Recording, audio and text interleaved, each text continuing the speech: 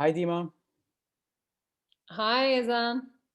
I'm excited for our conversation today. I want you to start by telling us a little bit about your film before we jump into some archival images. Sure. Yeah, it's lovely to talk to you about this. I think this film has been very important to me to produce. It's my first film. After having worked on Sebastia for almost 2 years now, I was commissioned to actually work on a film about Sebastia by Eflux and the New Institute in Rotterdam. Hmm.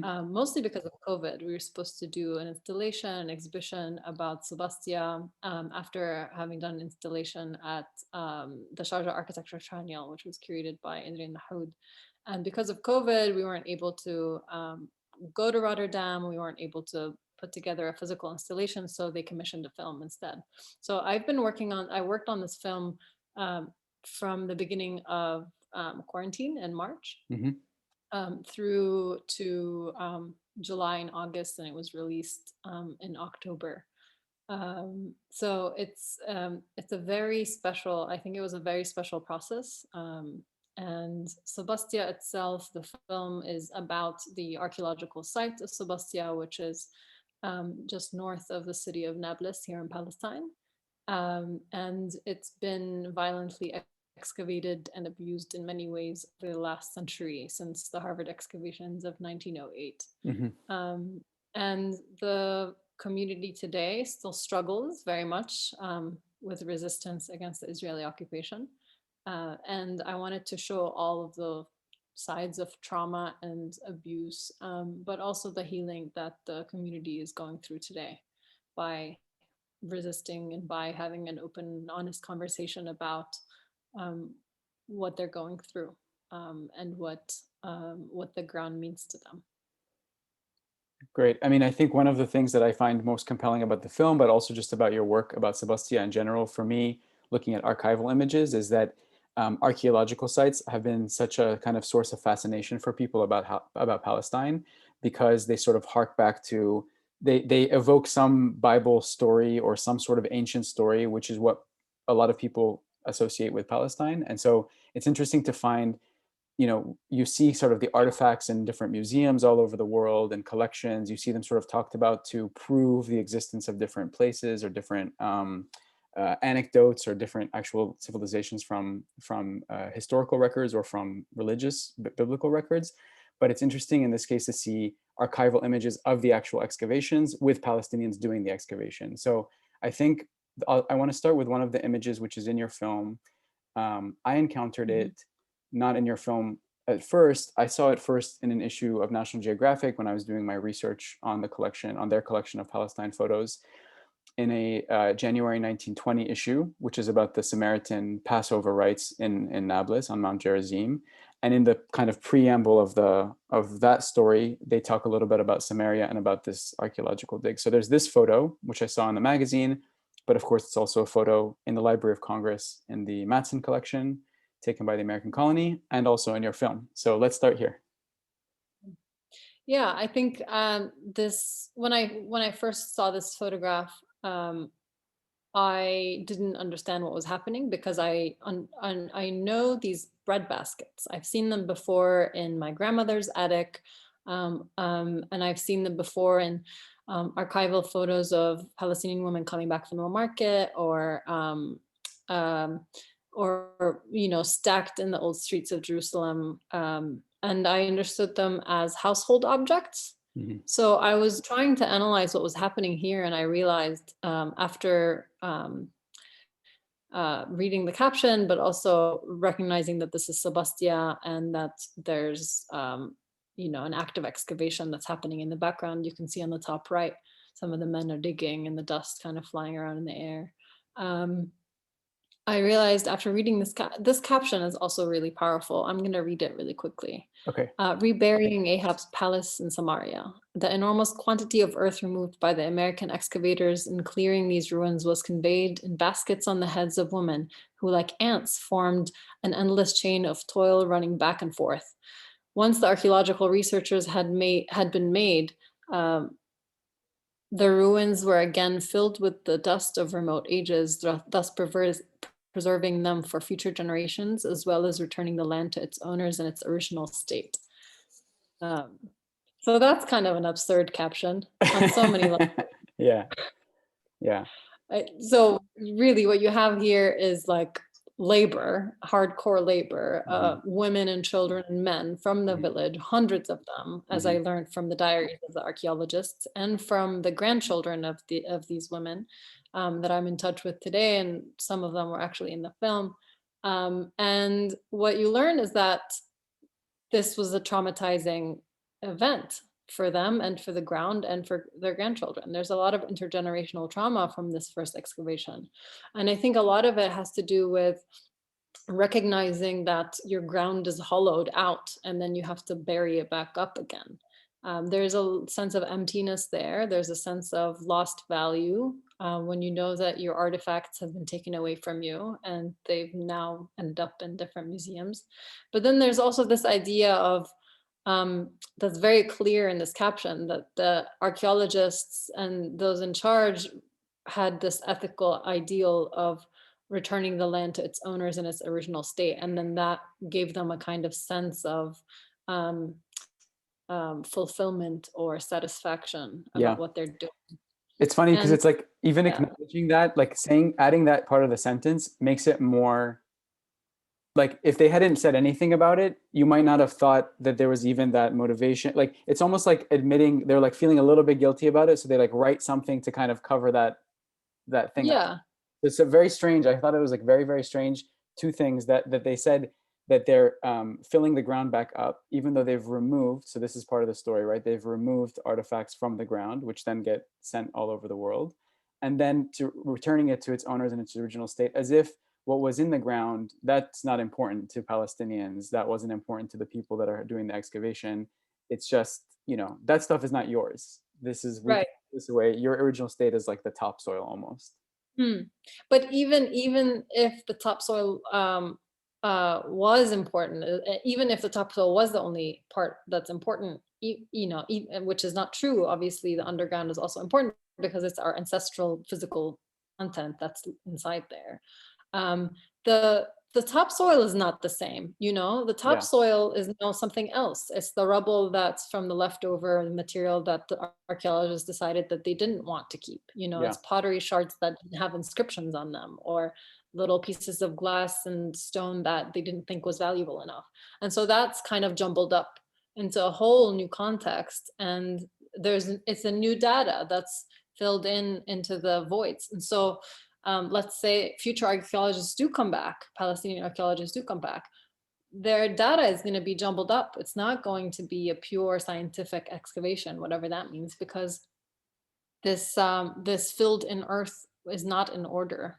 If you yeah, believe in the yeah, archaeological process is that scientific, but which is not, because obviously it's very subjective, because archaeologists go in looking for specific artifacts and they take what they deem valuable or biblical enough, because they're coming to look for biblical um, content, and then they leave the rest. um, so the surface is also never the same, not because the soil is different, but also because the olives are gone. This is um, their job. It's their life. It's their daily routine of caring for olives. And this is an agricultural community. It still yeah. is. Until this day, the olives are in danger. And the olive trees, you'll see in the film that there's real agricultural terrorism. And we can talk about that later on. Yeah. Well, here's the next image. This is the one from the Library of Congress. It's the same image. It's the one that's in your film. Mhm. It's a tiny bit clearer. But I think, the things that I find really compelling are the sort of the disruption of livelihood that you're talking about with the trees. But also this was, for whatever period the excavation happened, was a source of some sort of livelihood, even if it was sort of coerced, right? And even if it's a source of trauma. And so I found it really interesting. You've mentioned it a few times in your work about Sebastia, but the idea that these women are digging up, like they are being forced to participate through this sort of economic arrangement in creating a traumatic experience for themselves and for their descendants. And that's very it's such a small and nuanced thing to observe, but it actually has huge repercussions. Mm. Yeah, I think so. I've been thinking a lot about intergenerational trauma. And actually, I think it's important to note that the introduction to the film is footage that my grandfather took in Sebastia from 1967, which was Wow. during the Six-Day War. And my dad was on that trip with him. He was 5 years old. And so I grew up listening to my grandfather tell me stories about Sebastia, and I hadn't gone there until a few years ago. And actually, my grandfather died while I was making this film in June. So there's definitely intergenerational trauma that I'm working through in terms of my own healing while I work on Sebastia, but it's also healing for Ahmed Al-Qaid, who his grandmother was one of these women. So talking, I mean, you can see in the film, he's incredibly passionate about Sebastia to an almost unhealthy level. And you'll understand where that comes from when you hear him, but you understand it when you understand the context and the history of the excavations. Yeah. I want to go back to this question about continuity and intergenerational trauma, but also other things that are not traumatic but are intergenerational. But I want to look first at this next image together, another from the same series of the dig that was interesting to us. Mhm. Yeah, I think this woman there are two shocking things about this image to me. One is this child that's carrying a rock on her head. Yeah. I think there's something incredibly beautiful about that. Carrying the weight of a stone on your head. There's something that I think only Palestinians can understand. This idea of the weight of the land on your shoulders. Mhm. And she's such a child working for this woman that's standing with with this white umbrella, Mhm. with her beautiful blouse and long skirt, and this man next to her. I wondered who that was. Probably one of the funders or one of the men in charge, and his wife.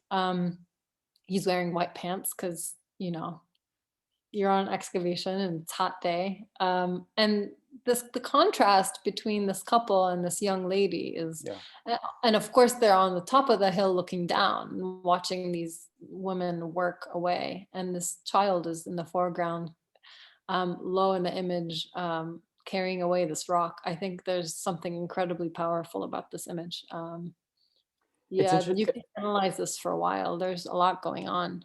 And I like that you mentioned their clothes, because it's funny in the sort of in the Imagining the Holy project, when we looked at the whole archive of photos, textiles and dress was such an important part of what, for National Geographic Yeah. specifically, but in general, pictures of Palestine, historic pictures of Palestine, the dress was so compelling and interesting to visitors that they were often documented in great detail. And it's interesting that, Hmm. this photo we're focusing on it because of archaeology, but even what the young girl is wearing, it's like her everyday work clothes that have its own sort of like meaning and connection to her place. And then the sort of costume, style of the two people above, it's like this is their archaeological clothes. It's almost like getting to Yeah. play dress up and getting to live some of these fantasies, which I think part of the archaeological allure of Palestine is sort of living fantasies, whether it's, for Oh some yeah. people it's like the Bible, bringing the Bible to life, or for the people who were there, whatever it was, it always has an element of fantasy to it and role play. Yeah, I think a lot of these experts come in with this idea of a mythical Palestine, that's definitely biblical. A lot of the funders were Zionist, outspokenly so, and a lot of the excavators were incredibly religious. Um, One of them, Schumacher, who was living in Haifa and grew up there, was part of the German Templar movement. Hmm. They're incredibly religious group, and he was in charge of the Harvard excavation for the first few years. So they're coming in with this sense of spirituality or spiritual connection to the place. But that's also rooted in myth. Hmm. It's rooted in fantasy. It's rooted in their own understanding of the place. It's not rooted in reality. Yeah. It may have been rooted in reality thousands of years before, but that's very, very um, violent to the present state in that time, right? It's Yeah, almost denying the existence of these people that are digging with you because you're much more interested in something that's no longer there. yeah. Um, Well, and it's you're kind of, projecting your own interests onto what the ground is.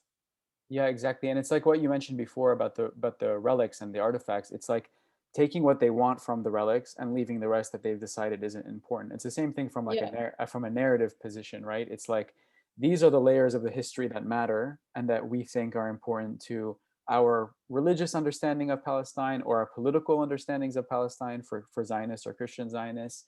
Um, but not sort of like looking at the reality and the continuity of how, who you're actually looking at. So that's a great segue to this next image, which again, it's a copy. There's a copy that was published in the same article in National Geographic and Mhm. also in Library of Congress. I'll go to the next one. It's a little bit clearer. But here, we see the crate in the right-hand corner of the image of something that was not reburied, right? Yeah, this stair is at the this is a stair actually at the top of the hill in Sebastia, and it's a striking image. It's a striking landscape. But what caught my attention was the crate. I agree. I think there's something really surreal about the idea of creating part of the ground and then um, preparing it for takeoff, preparing it for it to be displaced Hmm. into the different institutions, whether it's the Ottoman Museum of Archaeology that's now in Istanbul, the Istanbul Museum of Archaeology, or the Harvard Semitic Museum or Penn Museum. There are tens of thousands of artifacts that are displaced from Sebastia in museums all over the world. Um, and seeing this crate, seeing this part of the process actually captured in image is really powerful. That's almost evidence, Hmm. right? That these artifacts were taken. Um, and uh, I think the process of moving an object from the underground to the overground, exposing it, removing the dirt from it, and then moving it from this context to a context under a spotlight or inside of a glass vitrine labeled, Syria or labeled donated by anonymous. A lot of the Yeah, time, these artifacts are donated by anonymous. There's something um, that's taken away. It's kind of like there's meaning lost in translation when you remove it from its context. yeah. And the Um, ownership, like the chain of ownership, uh, whatever ownership is also a complicated word, but just the idea that, the museum that they're not like holding it. It's like they own the object now, right? Even though it's like that's an ethical question about archaeology in general. It's hmm, extra complicated in Palestine, obviously, even before um, even before Israeli occupation in the West Bank. I think it's complicated mhm. because it's like it's always been a colonial project in Palestine, right? And then we add the extra layers of mythology to it. So there's lots of examples of this all over the world with archaeology and foreign interests coming in and doing the digs. But in Palestine, there's an extra layer because archaeology is being Absolutely. used to disenfranchise Palestinians even more, right? And to undermine Mhm, Palestinian narratives, Palestinian understanding of our own history even more. mhm. And the complicity of it. I mean, it's interesting. Tell me. So you mentioned a few of the museums and the collections. Where else are there artifacts from Sebastia kept today? Actually, this is an important story. There's a museum in Jerusalem called the Bible Lands Museum. It's an Israeli museum that's run by Zionists, and the head of the civil administration, the head of the archaeology department of the civil administration, which is the Israeli authorities in charge of the West Bank. They have a militarized archaeologist. So he's part of the military. He's an Mhm. archaeologist that's in charge of the West Bank territories. He put together an exhibition called Finds Gone Astray, where he confiscated uh, artifacts from the West Bank. Essentially looted them from the West Bank and put them in this museum in Jerusalem. And he was rendered as this heroic figure. He's Mhm. represented as a heroic figure because he managed to remove these artifacts from Palestine before looters could get to them. So he excavated and removed these a lot of the times with bulldozers in the middle of the night. And there's footage in this film where there's monuments that are taken in the middle of the night by the IDF. And this is where they end up a lot of the time. They end up in museums in Israel, labeled as you know, as if they weren't displaced. And um, it's crazy to me that there is an archaeologist that's in charge of the civil and he's in charge of the West Bank territories. He's a military figure, right? Yeah. He's part of the army. Yeah. That's never, I mean, it reminds me a lot of the map makers of the survey of Western Palestine. They were all army officers from Yeah. England. They were working on map making so that they can prepare for excavations later on, prepare for all sorts of different parts of the conquest, Yeah. as they called it. But there is something really violent about the relationship of archaeology and cartography to the military. Yeah. That's a red flag right there. Yeah, and I mean that's also just proof of how archaeology is being used as a tool for domination, right? And so I Yeah. think even in the, looking through archives is interesting. Photographic archives is interesting because there's all these aerial landscape photos. Some stuff that you find, so as a Palestinian, you're so excited to find, like, oh my God, this is what Gaza looked like in 1927 from above. It's an incredible photo. And then you kind of realize when you think, Mm. like, who made it, why it was made, where it was kept, how it was That used. photo, yeah. Yeah, It they were becomes much taking more aerial complicated. shots. Yeah. Yeah, it's Let's a look at, warplane that took the photo. yeah, 100%. And then I think that's also why I like, finding images in National Geographic magazine, knowing the purpose of it. That's sort of my research. Then also finding them in Library of Congress in a sort of less explained collection. So the Matson collection that's in Library of Congress, where these images come from, are the collection of the American Colony Photo Department, which were also photos that were sold. So we talked about this a little bit. So these photos were slides that people could purchase if they wanted an image from Palestine of here, as they called it, Samaria, or the dig in Samaria. So it's just the multiple ways that things are commodified and used. Yeah, But at the end, it's like who is most disenfranchised by all of those processes? It ends up being Palestinians. surprise, surprise. Surprise, surprise. So here's a Palestinian being used for a different purpose, which is for scale. So that's obviously it's a practice of archaeological photography all over the world, where a native person is used next to an object to show its scale. That's kind of the only purpose.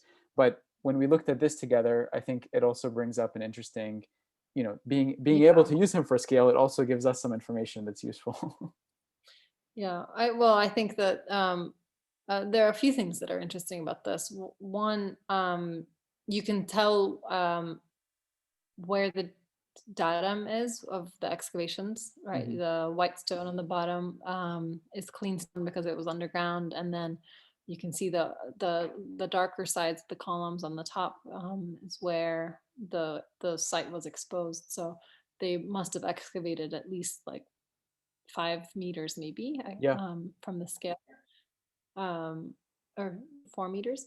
Anyway, I think that yeah, there's something I even feel kind of uncomfortable using the men right now to figure yeah, out how much of the ground they excavated. yeah, But there's something really comforting in this image because I'm very familiar with the site. It's the Basilica and the Roman Forum, that's now still used as a public space. This is where people go to have barbecues today. This is used as a soccer field sometimes. This is used for theatrical performances and music events and protests. Right now, actually, there are Palestinian flags that are put up on every single tips of each column on the very top instead of the capitals, which I think is really interesting. And every other day, the Israeli army comes and takes them down, or there used to be just one flag, and the army would come and take it down, and then they put up back up again. But now there's a flag on every single one of the columns. So there's almost this ritual of the youth movement and Sebastia putting up the flags on top of the columns, and then the army taking it down again. Um, but it's, yeah, these columns are very much alive, and they're monumental artifacts, and their monumentality is as much more than just the fact that they're architectural monuments, right? Yeah. They're almost performative pieces And as you of said, like resistance. it's a public space that's continually used exactly how the forum, you know, the original Yeah, purpose that's of those structures. Yeah. yeah. The forum was the most alive part of any city. This is where the markets were. This is where the people were. This is where a lot of the conversations would be held between communities, and this is the way that it's used today. I think there's something really beautiful about that. Yeah. Even there's some archival images of Sebastia, of the ruins, where the space between different monuments is being used as a threshing ground, because obviously it's like hard, it's like a paved Yeah, ground. this is the place Yeah. actually. This is that site. The Yeah. threshing ground was used right outside the columns space. So the fact that it was like Roman Forum, and then it's like at some point is a threshing ground, at some point is a communal space for barbecues and for protests and for, you know, for Yeah. other, I think that by itself, without sort of belaboring the point, is the continuity that this is our history and Absolutely. these It's the are same our people. stories. Yeah, exactly. Yeah. And I think that's for me really the really interesting disconnect in coverage of like National Geographic, for example, having to unexplain or to figure out a way to explain who are the people that we're seeing if they are not the indigenous people of the landscape, because so much of the Absolutely. narrative is about talking about what the land was before, who it belonged to before, how it belongs to somebody else now, and then explaining who are the people who are there, who look, you know, who have all of the sort of like cultural remnants, you know, and residues of all these past civilizations and the accumulation of all those past civilizations. But in a way, it's like we don't want them to be the ones who are indigenous. It doesn't fit our mythological narrative. So Mm. how can we reconcile those two things? So that's for me a very interesting thing that National Geographic had to do, but also in these Mm. pictures, when you focus on the biblical story here. So we have a contemporary Palestinian in this image, but the focus is on it being a Roman site, right? Mhm. Um, and you know that's more logical when we're talking about archaeological sites. But in general, you know, we have pictures of people at a well in a village, and then the caption talks about the village in biblical times, even though there's a perfectly interesting scene Yeah, happening. there's a living village right now that you can talk about. Yeah, Absolutely. yeah. Yeah. All right. Well, I want to And look at the. this forum is also lined with restaurants right now too, and it's definitely like the city center Yeah. of Sebastia. As again as it was in Roman times, the forum Exactly. would go to. Exactly. Yeah, exactly. That's amazing. So there's one more picture I want to look at together, which I thought it was interesting. I'll tell you why I thought it was interesting, but then I want to hear what you find compelling about it. Is that these women are coming back from the market. They're doing something with some similar baskets to what they were using in the archaeological digs. They're obviously dressed in the same way, which is their everyday clothes, and it's some sort of part of their livelihood and daily routine. And just the contrast between, you know, the same pose of carrying baskets on your head, but what it contains in them is so different to, and how it impacts their daily life, from survival to the sort of like trauma that we talked about. Yeah. Yeah, and again, this is how we started the conversation. I was looking at the baskets thinking I know this basket. It's a very familiar object. It's something that my grandmother has. It's in her attic till this day, and we sometimes take it out if we need extra storage space for onions. You know, it's like the big onion basket. And uh, it's strange seeing it actually in this context because they're in the valley between the olive groves, and you know, I talk about this in the film, but agricultural terrorism is very real. It's a very big struggle in the community, the Sebastia community today. And part of the reason is because the settlements nearby are um, continually attacking the agriculture in Sebastia, burning the olive trees. So seeing these olive trees on the hill is, um, you know, it's kind of sad to see that there were so many olive trees that are, you know, no longer there now.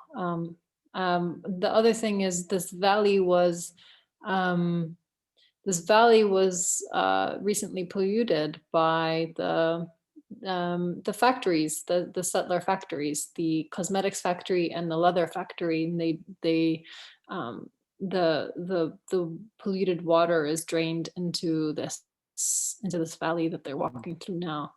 Um, so just seeing the violence over 100 years is incredibly powerful. Yeah. And the intersection, I think, archaeology everywhere is violent, but in Palestine, the intersection of the archaeology with all of these other things that we're talking about, including this sort of environmental terrorism, is really important Mhm, to know that they're not separate as much as they're presented as separate things, as much as people who don't want to deal with the complications of it want to see them as separate things. They're all connected mhm. um, in a sort of project that has certain objectives. And like we said before, at the end, it's always Palestinian disenfranchisement or ethnic cleansing that you know is either the consequence or the objective or both. Yeah, yeah, absolutely. Well, Dima, thank you Yeah, hopefully for for a better year ahead, yeah. better future Well, I for was going to say everybody. that I am sorry that you didn't get to go to Rotterdam for to do this, to talk about your project in person. But I'm also Mm. happy that it led to a film that we all get to see, that more people get to see. So thank you for the beautiful film. I'm looking forward to more films from you and just following your work on I'm Sebastia and excited everything about else. that. Thank you. Yeah, I think I really enjoyed making the film, and I don't think it'll be my last. I really love the process. So thank you, and thanks to Dana and Real Palestine for the invitation. All right, take care, Dima. Bye. Bye.